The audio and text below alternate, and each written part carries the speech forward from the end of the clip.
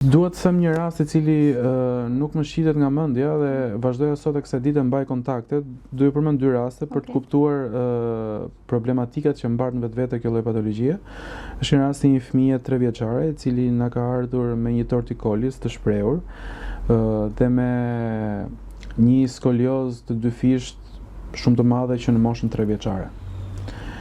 Është trajtuar me buzë korrigjues nga ne mbi 3-4 buste të ndruara her pas hershme, arritëm të menjanonim pjesën e tortikolisit dhe të mbanim deri diku në kontroll pjesën e skoliozës, po ishte rast kirurgjikal, i cili familjarët u vunë në një uri direkt me këtë rastin edhe nëpërmjet ministrisë dhe donacioneve.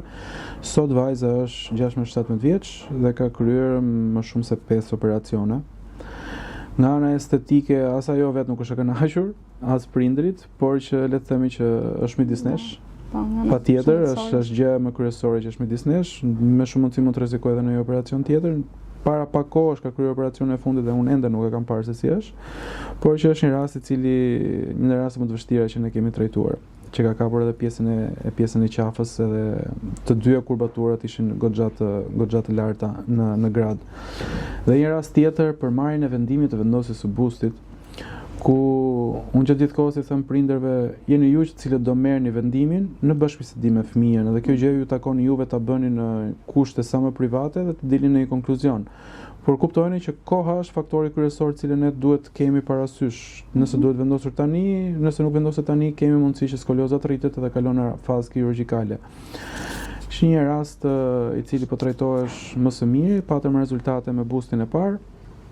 Erdhi momenti për të ndryshuar bustin, sepse pas një periudhe kohe trupi ndryshon, kurbatura ndryshon, perimetrat fizik ndryshojnë dhe duhesh bërë busti i dytë për një arsye familjare të cilat na thanë do largohemi jashtë shtetit, nuk e kemi mundësi ta ndjekim këtu në Shqipëri, do e ndjekim andej dhe nuk do e vendosim bustin, ishte zgjedhja e tyre dhe na kthehet pas një vit apo një vit e pak, ku na thotë ne nuk kemi bërë absolutisht asnjë lloj gjëje për pjesën e bustit, duam të dimë se si është situata tani.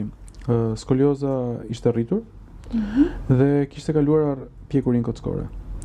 Dhe mjeku i cili e trajtonte i thotë nuk mund të vendosim buzë, se nuk ka sens, është harxhim lekësh dhe pa suksesshme. Dhe stërmundim për vajzën. Duhet ta shikoni nëse keni dëshirë ta korrigjoni apo ta mbani në tillë mënyrë nëpërmjet kirurgjisë apo të shikoni se çfarë komplikacionesh mund të ketë fëmia. Dhe fëmia i thot nënës, unë isha e vogël atëherë, ti e ke fajin që nuk e morë vendimin për të vendosur bustin. Dhe kjo fjalimu më ka ngelur në mendje që e përsëris shumë familjarëve kur janë në dilemë nëse duhet vendosur busti apo jo. Busti është një mënyrë trajtimi. Edhe ato fjalitë mia të cilat nuk ndryshojnë te si pacient janë 2+2 kurrë nuk bën 4 mjeksi. Por duhen marrë vendime patjetër në të mirë të pacientit edhe fëmijës në këtë rast për të vendosur cila është mënyra trajtimi më i mirë i mundshëm.